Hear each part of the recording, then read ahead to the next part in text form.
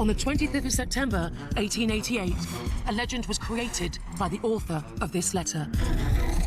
He claimed to be the most famous murderer in history and signed himself Jack the Ripper. No one has been able to prove who wrote those words until now. A 120-year mystery has just been solved. Partly thanks to his gruesome nickname, the Ripper was the first serial killer in history to cause a media sensation. Now, former tabloid editor Kelvin Mackenzie uncovers startling new documentary evidence and identifies a very different set of suspects. The crooked journalist at the heart of the Ripper legend. This nails the guy who signed himself Jack the Ripper.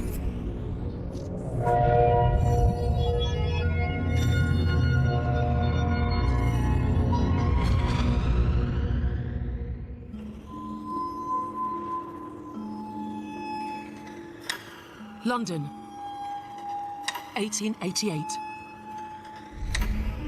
Scene of the most famous murders in history. These magic lantern slides have left us with a vivid picture of the age when Jack the Ripper terrorised the streets.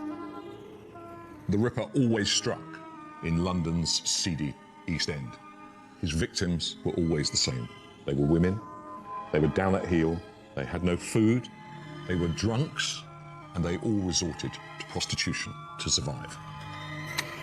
Veteran editor Kelvin Mackenzie is investigating how the murders of these anonymous women became one of the biggest stories in newspaper history. My interest lies in separating the facts from the newspaper fiction that surrounds these ghastly murders. What really happened and what was reported, were they the same thing? The East End today is an odd mixture of trendy bars, curry restaurants and million-pound houses. Little remains of the slums that once stood here. But every night in Whitechapel, crowds still flock to hear the Ripper's gruesome tale. 31st of August, 1888, I shall be telling you about the first victim, Polly Nichols, or Mary Ann Nichols, as she was known. She was a prostitute of 43 years old. Now, that day, she'd had many customers, but foolishly, she spent all the money that she had earned drinking gin. On this particular Friday night, she'd just been thrown out of a common doss house or low lodging house because she didn't even have the fortune it cost to spend the night there. From that moment forth, and within the hour, she was doomed.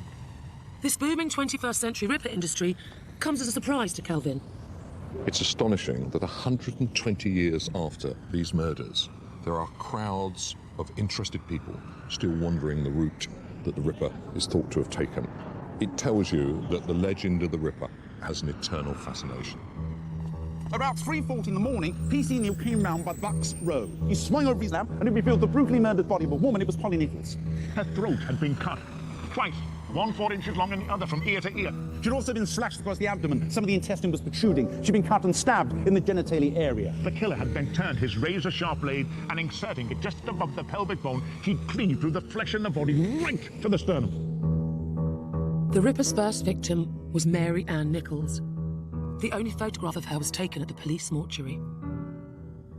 Mary Ann Nichols was a nobody, an alcoholic and a prostitute. And everybody would have known that she took a severe risk by plying her trade. So it was rather surprising that the Victorian press would show so much interest in her murder. But right from the very beginning, the Whitechapel murders were a media event because of the sensational efforts of one newspaper.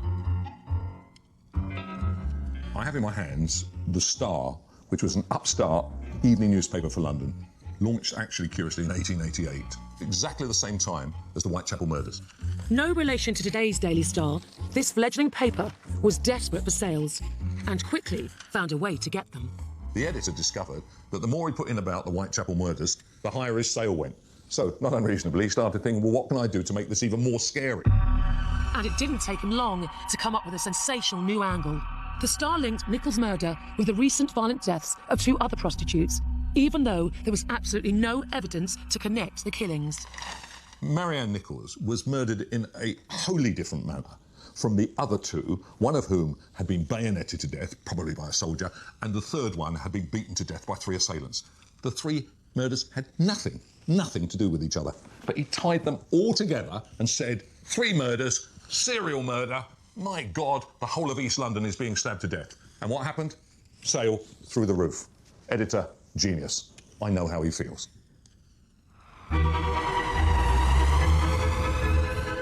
The Star's pioneering editor was Thomas Power O'Connor, whose statue still watches over Fleet Street. Preparing for circulation war, O'Connor wanted his new paper to be cheap and racy. Its target market was the newly literate lower classes.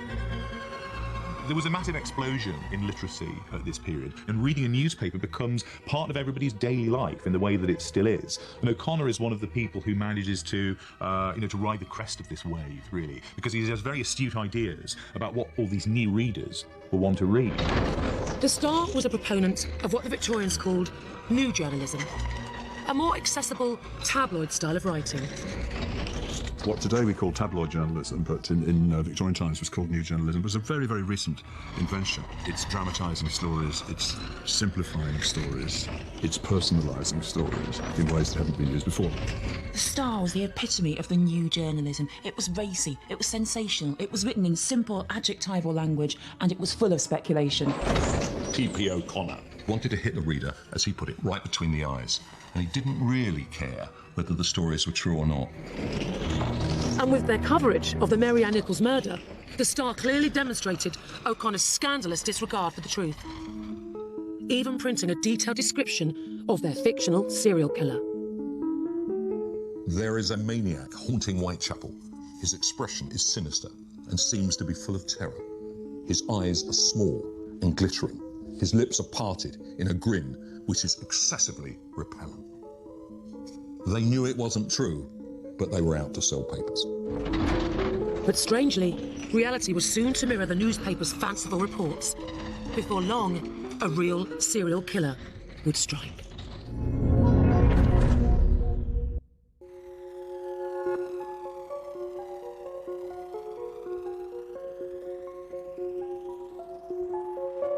On the 8th of September, 1888, a 47-year-old prostitute named Annie Chapman was found dead in a back street of Whitechapel. Mutilations to her abdomen suggested she had been killed by the same man as Mary Ann Nichols. Just a few days earlier, the Star newspaper had printed fictional reports of a serial killer. Could it be that their sensational fabrications had actually now come true? Former tabloid editor Kelvin Mackenzie is heading to South East London's Old Operating Theatre to examine the evidence connecting the Nichols and Chapman murders.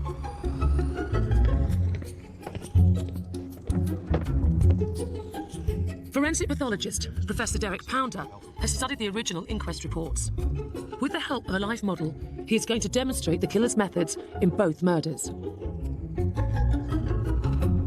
So, Professor, what are the similarities between the Chapman and the Nichols murders? Well, 2 things. First of all, how the victim was killed, because the evidence from both is the throat was cut, and secondly, the mutilations to the body after death. For the first killing of Nichols, the post-mortem incisions, after he cut her throat, he's made about 3 of them, or 4, to the one side. And then, on the other side, at right angles, he's made 3 or so there, and then he's made a really deep one lower down, which has exposed the bowel. What were the mutilations in the second case? Well, in the case of Chapman, we're not sure precisely where he made the incisions in the abdomen. We know the abdomen was opened, and we know he's removed the uterus. We can suppose that what he's done is made an incision from here, just below the breastbone, all the way down to the pubic bone, and then spread open the abdomen. Both murders involved a violent attack on the victim's genital regions. With the second crime, the killer went further and made a trophy of the uterus. He was taking the internal organs and walking from the crime scene through the city, having the internal organs with him. What he has is a fusion between violence and sexuality in his mind. So what you see in the crime scene is a living out of his sexual fantasy. If you were the pathologist of the day, having seen the similarities of these killings, would you have said, yep, this is the same person who did this? Yes, that has to be the presumption. These were very unusual killings in the way the body was mutilated after death, and it had to be the same person. If the killings occurred today, we'd be looking at it as a serial killer.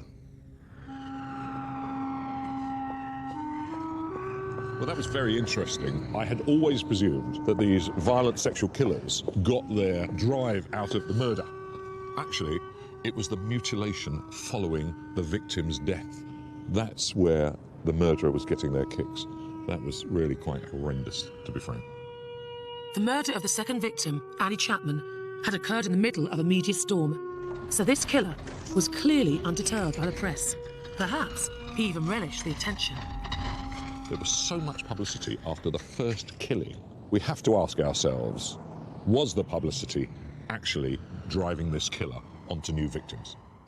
Suddenly, every newspaper was writing about him in this kind of excited, attractive, enticing language. It's a serial killer, no one's safe, and it's almost as if it could encourage someone to strike again.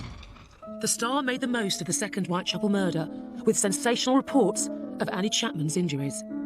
The woman having been ripped up from groin to breastbone, the viscera had been pulled out and scattered in all directions, the heart and liver being placed behind her head. She was covered with blood and lying in a pool of it. The Star newspaper ran all the gruesome details, even down to one headline saying that the heart and the liver were over her head. And the Victorian buying public, they couldn't get enough. Star will have details about the removal of organs, details about throats slashed. We don't see details like that about murders that are committed today. The knife was jabbed into the deceased at the lower part of the abdomen, and then drawn upward, not once, but twice. The first cut veered to the right, slitting up the groin, but the second cut went straight upward along the centre of the body and reaching to the breastbone. Death was part of everyday existence in a much more immediate way in Victorian times. Whatever reason, it comes as quite a shock to see quite how graphic some of these stories are. And why on earth anyone would want to read them over breakfast beats me. We need to remember, of course, that for most people it was still within living memory to go and see public executions. These were almost a form of entertainment at the time. The average Victorian reader had a much higher gore ratio, if you like, than the typical person today. The Star wasn't the only paper cashing in on the Whitechapel murder story. Such gruesome killings were a godsend for circulation figures all over Fleet Street. And if there's one thing Kelvin knows about, it's boosting newspaper circulation. Kelvin edited the Sun newspaper for 13 years and has designed many a multi-million selling front page in his time. See how big you can get that? As big as you like. Today, with the help of graphic designer Eddie Kashegua, he's composing a ripper front page to investigate the links between modern tabloid style and pioneers of new journalism, like the Star. There's no doubt that the headline remains a massively compelling part of the commercial sale of a newspaper. A headline works at a number of levels. If it can make your reader smile or slightly recoil, then you have achieved a good trick there. Papers which practice new journalism, like the Star, had already begun to understand the importance of eye-catching headlines. The Star really gets into the breaks of headlines. The murder maniac sacrifices more women to his thirst for blood. Now, turn over to the Times of its day, which was a very stodgy offering, look, with one headline saying, another Whitechapel murder. So there's no doubt which one you're going to pick up. Yeah. Kelvin is drawing from original Star articles to create his own headline. I heard a cry of murder in a faint voice. This is a neighbour who had overheard the killing of one of the Ripper victims. I think we should go for that, don't you?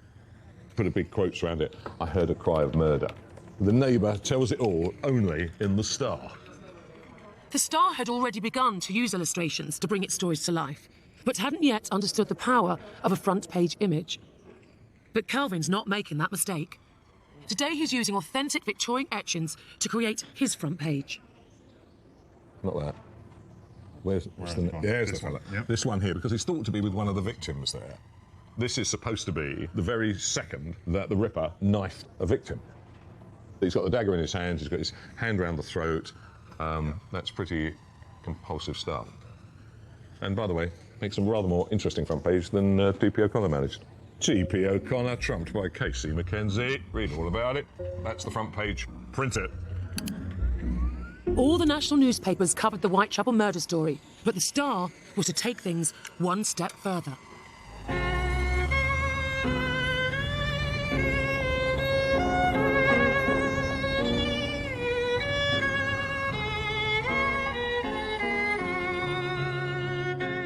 Star needed a suspect that would keep the Whitechapel murders in the news. They went looking for a popular angle, and once again, they weren't too bothered about the truth. The Star made a shocking move. They decided that the killer must be Jewish, and the reason they did this is because there was a feeling against the Jewish community in the East London area, and this is what they said. He is a Jew or of Jewish parentage, his face being of a marked Hebrew type. There was actually no evidence. There was a rumour, and they injected anti-Semitism into it. It was a disgraceful moment in journalism. Just like their serial killer angle, the Star's Jewish theory turned out to be a circulation winner, and other newspapers swiftly copied it. This was the popular press pandering him to anti-Semitism, to xenophobia, to hatred of foreigners in a way that we can see parallels now today. In fact, one newspaper said no Englishman could have committed such a crime. It had to be a foreigner. It's this thing of turn on the ethnic minority when you can't think of anything else to do. Sir Charles Warren, the Commissioner of the Met, said at one point that the Ripper was probably Jewish, probably a socialist, and maybe both. This was an ideal way to sell newspapers for them. So they went through the suspects. It had to be a Jew. And if it wasn't a Jew, perhaps it was an Irishman, the next best thing. Or other ideas said a Malay, high on opium. Another one was a Portuguese soldier, because it was thought the Portuguese were prone to mutilation. The majority of nationalities in London at the time were blamed for the murder, because it couldn't possibly be a nice Englishman. The Star called their Jewish suspect Leather Apron, borrowing a nickname local prostitutes used to describe a particularly rough punter. The story helped it to reach the massive daily circulation figure of 300,000, less than a year after its launch. But it also nearly got them into a costly libel suit, when Leather Apron turned out to be the nickname of a real and entirely innocent person. So this guy, Leather Apron, actually existed. His name was John Pizer. He gets furious, round to the Star offices, grabs over the crime reporter and says, "You give me 50 quid, otherwise I'm going to sue you." Out comes the 50 quid. Well, this is 120 years ago. This was quite a lot of money. At that, Mr. Pizer disappears, and so does the story. For several weeks in September 1888, the killer lay low. The news desks were quiet, reporters were idle, and editors were anxious as they saw their sales plummet. Then on September the 27th, a letter addressed to the boss arrived at the Central News Agency, an organisation which syndicated news stories across the world. It claimed to come from the killer, and for the first time, revealed the name that would become legendary. Kelvin is consulting historian Andrew Cook to find out more about this sensational document. Here we have a copy of the so-called Dear Boss letter. And this is the letter which, for the first time, actually says Jack the Ripper. In fact, it says, quite politely, yours truly, Jack the Ripper. Absolutely. Well, in fact, they start off here, "Dear boss, I keep on hearing the police had caught me, but they won't fix me just yet. I am down on whores, and I shan't quit ripping them till I do get buckled. Grand work the last job was. I gave the lady no time to squeal. My knife's so sharp, I want to get to work right away if I get a chance. Good luck. Yours truly, Jack the Ripper." God, that's a gruesome payoff. It is an amazing thing for a murderer to sign themselves. A tremendous sort of taunting. They've merged together Jack, which is a classic name, Spring Hill Jack character, who was a Victorian bogeyman character at the time, and Ripper, which obviously, you know, encapsulates an aspect, a key aspect of the murders themselves. So combining the two, you've got a very powerful, evocative name.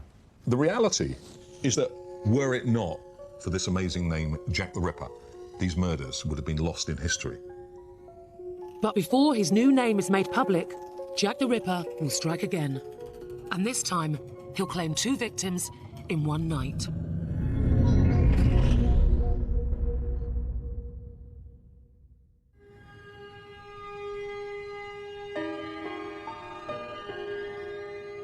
At 1 a.m. on the 30th of September 1888, Elizabeth Stride was found murdered in Whitechapel.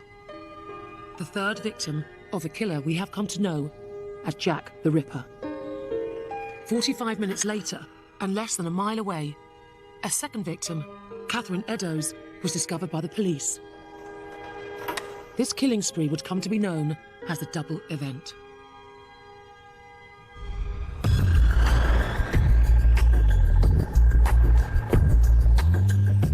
Melvin Mackenzie is visiting the scenes of both murders with veteran crime reporter Martin Brunt. This is the very street where Elizabeth Stride was murdered in a revolting manner. What do we know about her and how she was killed? She was originally from Sweden, a woman in her 40s. She was the Ripper's third victim.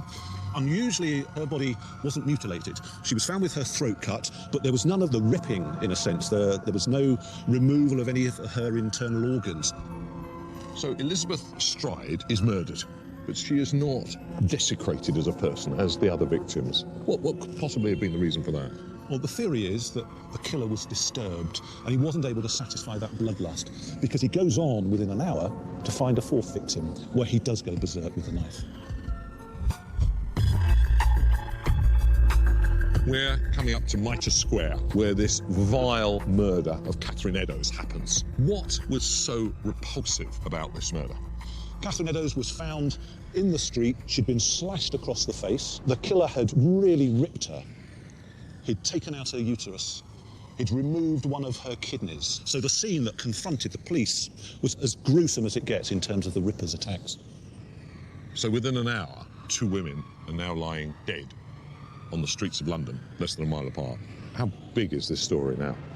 The story that nobody thought could get bigger has suddenly got even bigger. But I think it would be more difficult for the crime reporters then to cover it in the way that I would cover it. In those days, there wasn't that kind of established relationship between the police and the press. So reporters either had to find their own contacts or bribe police officers. And reporters going around getting all these witness statements before the detectives caused confusion and further alienated the two groups, the police and the press. But so desperate were they for clues, the police allowed the publication of the Dear Boss letter. Soon, the whole country had heard the name Jack the Ripper. You can imagine the effect that must have had on this growing mass of newspaper readers. Suddenly, this mysterious killer had a character. He was Jack the Ripper. I mean, manna from heaven for the headline writers. And the whole issue of these murders became the Jack the Ripper murder. I mean, how many Rippers have we had since then? We've had the Yorkshire Ripper, the Suffolk Ripper, the Camden Ripper, because that is such a chilling sobriquet to attach to serial killers. The killer's new name helped newspaper sales to skyrocket, and the police began to wonder if the letter which christened him was actually the work of an unscrupulous journalist. What I feel quite sure about is that whoever wrote the Dear Boss letter wasn't the person who killed those women, because it's just too perfect, I think, really. It's exactly what a newspaper editor would want to work with. Police suspected a man from the Central News Agency, but never had any proof. The author of the letter remained a mystery, but the real murderer lost no time, living up to his new Ripper nickname.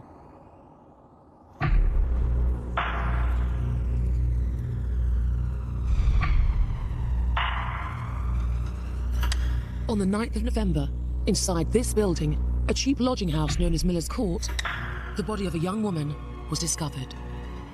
There was such a slaughterhouse in Miller's Court. There is a horrendous mutilation of the body, completely different scale to the other killings. The body was eviscerated, the face slashed beyond recognition, the breasts were cut off, the internal organs removed. It was just totally horrific. The victim's name was Mary Kelly. She was a 25-year-old prostitute.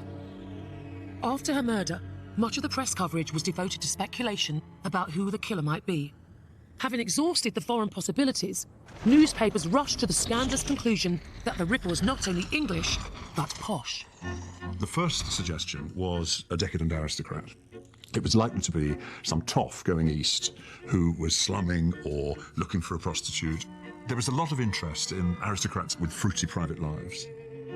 The idea that the murderer was a high society gentleman in his silk top hat immediately made it more newsworthy, because these men, they were celebrities of their day, and the idea that they had been involved in such a brutal, gruesome, squalid murder was a brilliant story. The gentleman angle was particularly popular with papers like The Star, whose readers came from the lower classes. It tunes in with, in a way, the radical agenda of much of the reporting, that this is a story about the exploited poor. These women who are his victims are right at the bottom of society. So the idea of an upper-class killer is only one more form of exploitation. And newspaper speculation didn't end with sketched-out impressions of top-hatted suspects. Next, the medical profession came under fire. The second suggestion was that it was a mad doctor. There was some debate about whether any medical knowledge was required in order to execute these mutilations. It was supported by an editorial in The Lancet that says, yeah, the kinds of hysterectomies, in effect, that were performed upon two of his victims needed medical expertise. Doctors themselves fell under suspicion, and one poor man, when he was walking around the East End carrying a doctor's bag, he was almost lynched and had to have police protection. So more thanks to the press than to hard evidence, our time-honoured image of Jack the Ripper carrying a doctor's bag and wearing a top hat was established. Over the following century, a long list of real-life suspects have also been named and debated in the newspapers, most of them conforming to one of the popular stereotypes: a Jew, a gent, or a medic. At the bottom of the social ladder was Aaron Kosminski. A Polish Jew, off his head, and as far as I know, that's the only evidence they had against him.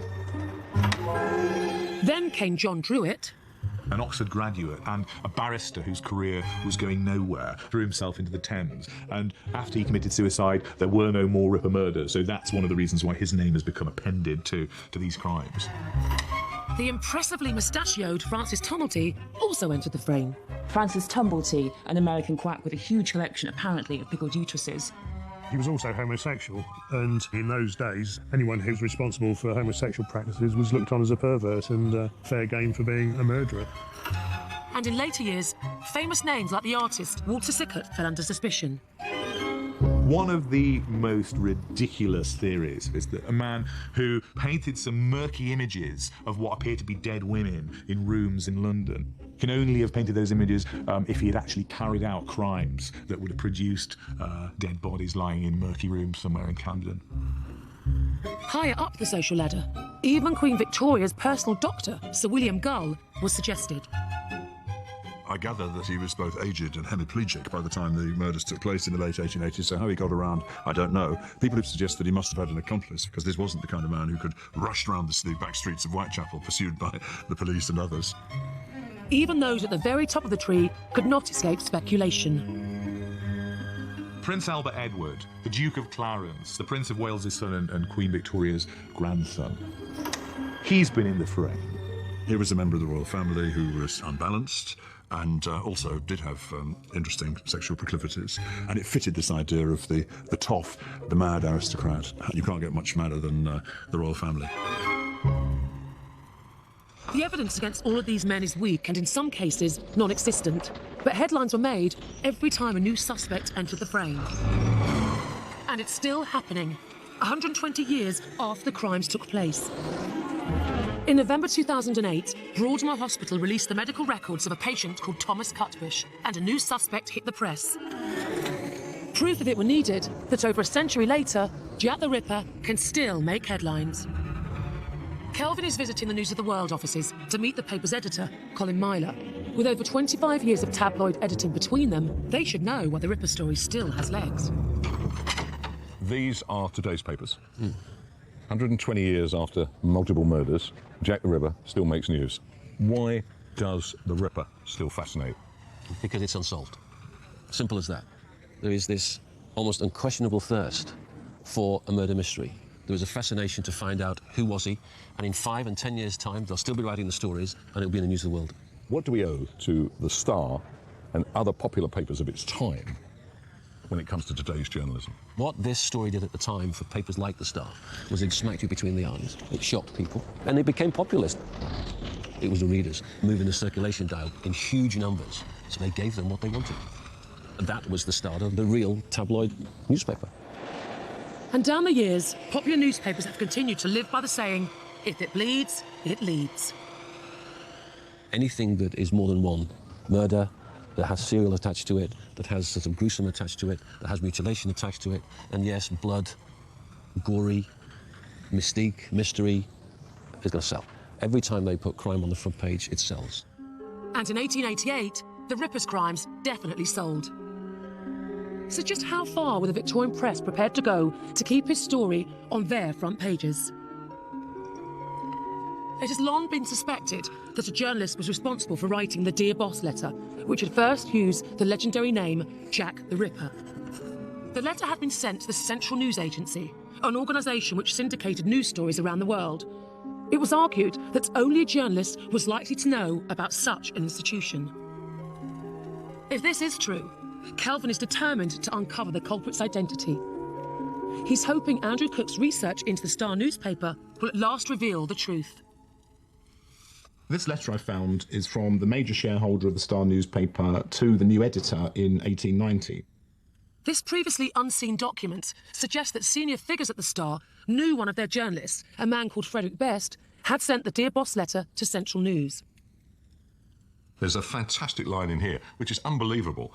Furthermore, Mr. Best's attempts to mislead Central News during the Whitechapel murders should have led to an earlier termination of his association with the newspaper. Basically, this nails Best as the guy who signed himself Jack the Ripper. This is the face of Frederick Best, the man behind a 120-year-old mystery. His photograph has never been shown publicly before. Who was Best? What do we know about him? I think we know quite a lot about him now. We know that he was effectively a jobbing journalist. He was somebody who was sent to crime scenes really to pick up human interest stories. He would have had a very good insight into the Whitechapel murders because we know that his wife, Henrietta, was actually born in Whitechapel. So through her, through his in-laws, as it were, he would have had, I think, some very good connections in the neighbourhood. The fact that the Star's main shareholder was fully aware of Frederick Best's forgery and writing a letter about it suggests the journalist was unlikely to have been acting alone. What this means is that within the Star they knew full well that Best had written this incredibly problematic letter. And what I can't understand is why they didn't deal with it, why they didn't boom him out the door or go to the police. And it must make you think that actually, quite a long way up the ladder, he was being protected. And the only person that, from my experience of this kind of thing, could protect you under these circumstances would be the editor, O'Connor. So was T.P. O'Connor, the Star's pioneering editor, the man behind the biggest newspaper hoax in history?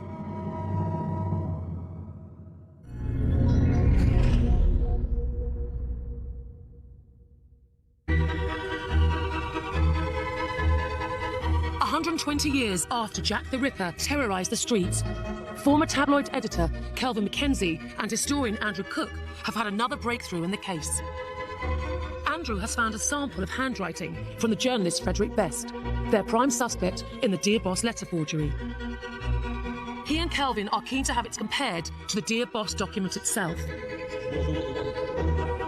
They hope to answer the question of whether Best was acting alone or if his celebrated editor, T.P. O'Connor, also had a hand in the hoax.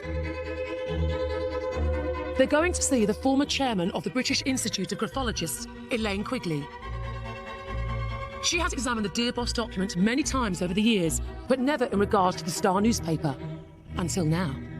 Elaine, thanks to Andrew's super sleuthing, we've got examples of Fred Best's handwriting from his estate. Mm-hmm. And we have, obviously, the Dear Boss letter. Indeed. You've studied it. Is there any similarity between these? I found quite a few. The way the letters are formed, both in Fred Best's letters and in the Dear Boss letter, have a lot of similarity indeed. Elaine is placing an acetate copy of the Dear Boss document on top of Fred Best's handwriting samples to identify similarities in the lettering. If I put the N over the M, which Best has written, it fits exactly. It just settles neatly over. So the stroke, if you look at the stroke, it comes up. Yeah, it does. Fantastic. Absolutely the same. There's lots of others. That is an S there. Identical. Don't they fit beautifully? And then if I want to do something with an ordinary T, I can match it. It fits exactly. The general handwriting style of the Dear Boss letter also makes Elaine suspicious. The whole point about this letter is that it doesn't have any signs of aggression or tension or a person who is out of control, who could start ripping up a body, and there's no energy in this writing. It's all copybook, like someone has written it down and copied it out so it would be absolutely perfect. There's no personality in it. Even the immortal words, Jack the Ripper, don't impress Elaine. This signature is extremely basic. and exactly the same as the text. It's a very sort of staid and boring piece of writing. What does that mean to you, then?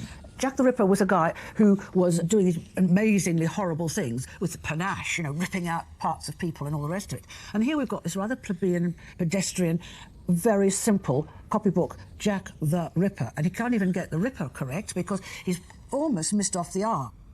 He really was Jack the Ripper. It would be Jack the Ripper with a great big flourish. Because that's the whole point of this letter. It's a boastful, it's a chest-beating exercise. So I am Jack the Ripper. But in fact, he seems to have forgotten halfway through who the hell he is. Indeed, he's got no identification with this whatsoever. So there's no doubt in your expert opinion that the Fred Best letter, which came from his estate, his family, and the Dear Boss letter were written by one and the same person.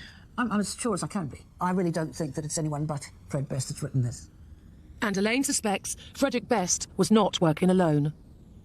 I don't say that Fred Best was the only person. I think he was copying something that possibly someone had written for him. If he'd written it himself, I think he'd be more engaged with it. Like anybody writing out 100 lines, and they're just doing it because they're doing it, not because they identify with the lines they're writing. And that's what this seems to be. The shareholder's letter has already indicated that the editor, T.P. O'Connor, was aware of his employee's forgery. Now, Elaine's analysis suggests that the hoax involved more than one person.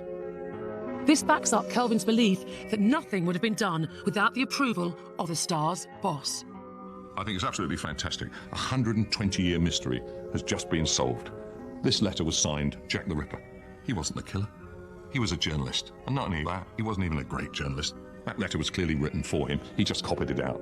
So the man I salute in all this is his boss, the editor. He left behind the greatest headline in over a century. Jack the Ripper.